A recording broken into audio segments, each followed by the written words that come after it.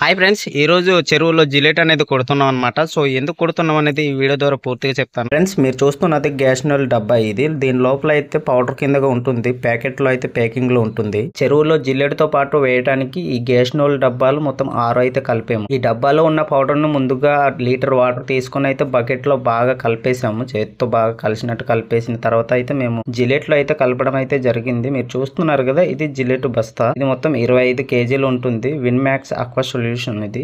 Friends, మీరు చూస్తున్నారు కదా, మేము కవర్ పేర్ చేసి దానిపైన జిలేట్ పోసేసి ఆ తర్వాత గ్యాస్ నీళ్లు అయితే ఇందాక వాటర్ లో కలిపేసింది అయితే మేమైతే జిలేట్ పైన చల్లేసి ఇలా కలిపేసి ఆరబెట్టేసి అనమాట. మొత్తం 20 మినిట్స్ దాకా అయితే ఎక్కువ ఆరబెట్టవచ్చు, మొత్తం వాటర్ అన్ని లాగేసేదాకా. ఈ జిలేట్ ని మేమైతే ఖాళీ ట్యాంకులు అయితే వేస్తున్నామండి. అలాగే నీటి నాణ్యత కోసం, అలాగే నాచు లేకుండా ఉండటానికి అయితే ముందుగా అయితే వేస్తున్నాము. మేమైతే గుళ్ళ వంటి జిలేట్ ని అయితే వాడతామండి. కొందరు అయితే పౌడర్ కిందగా ఉండే జిలేట్ ని అయితే వాడతారు. 2 రకాలు అయితే నేను చూసానండి. మీరు మీ చెరువుల్లో ఎటువంటిది వాడుతున్నారు కామెంట్ చేయండి.